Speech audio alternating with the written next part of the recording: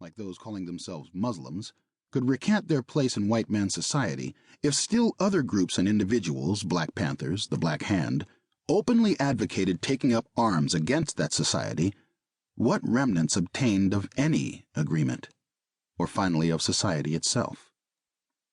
The man who cut your yard Monday noon and shuffled feet when he came for his pay might come after your possessions and station, your livelihood, your very life, Tuesday night. Made you think of the city under Spanish rule circa 1794, when Governor Carondelet, perched on the edge of a chair the French Revolution was busily pulling out from under European complacencies, mindful how quickly this sort of thing might spread, encircled the city with walls and forts not to turn away attackers, but to help contain, he thought, its own French citizens. Floors and makeshift shelves at Terence Gully's Camp Street apartment were stacked with literature, pamphlets, flyers, tracts, hand-lettered posters. Over and over on the plasterboard walls, Gully had scrawled peace signs, swastikas, and slogans. Kill them all. Black is right. Hate white people. Beasts of the earth. The King's Inn shootings were one parochial incident all but lost among 100 others in those years of mounting violence. The first Kennedy had already gone down. The Watts riots were just around the corner. Memphis was waiting for Martin Luther King, L.A. for Robert Kennedy, a lectern in the Audubon Ballroom, Harlem, for Malcolm X. A month or so before, 15 black men and women in Sunday best had staged a sit-in at City Hall's basement cafeteria, where blacks weren't served, and were dragged away by police. 3 civil rights workers would be killed up in Mississippi just months later. Looking back now, 1968 seems pretty much the hub year, a fulcrum. During the Summer Olympics in Mexico City, 2 American athletes were suspended for giving a Black Power salute. The Tet Offensive also started up that year, along with bloody racial riots on the unreported back lots of Vietnam. Not that I was much up on current events at the time.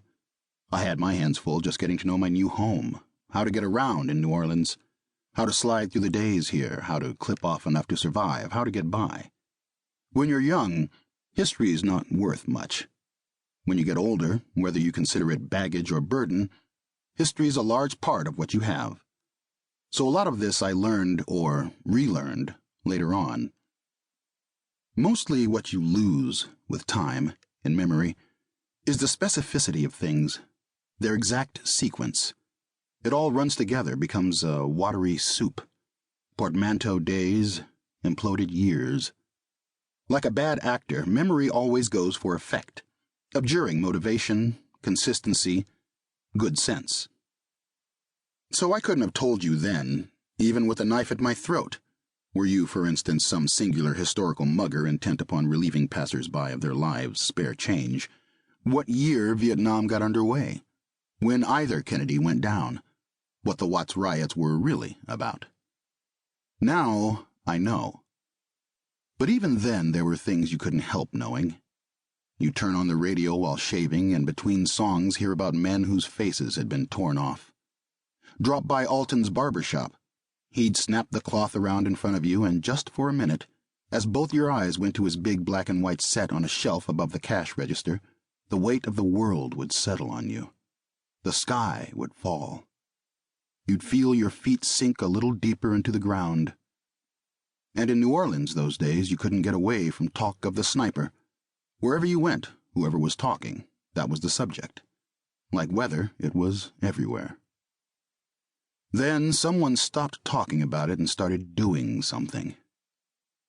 Monday morning, mid-November.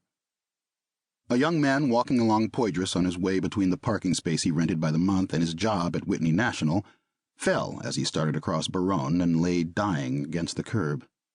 He was wearing a suit. He was white, and he had been shot once through the chest. Police sealed off and searched the area to no avail.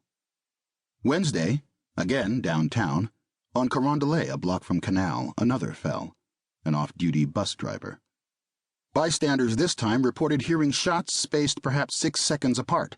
Investigators counted it out for them, to be sure, and said that the shots came from high up, a roof, perhaps, or one of the upper windows.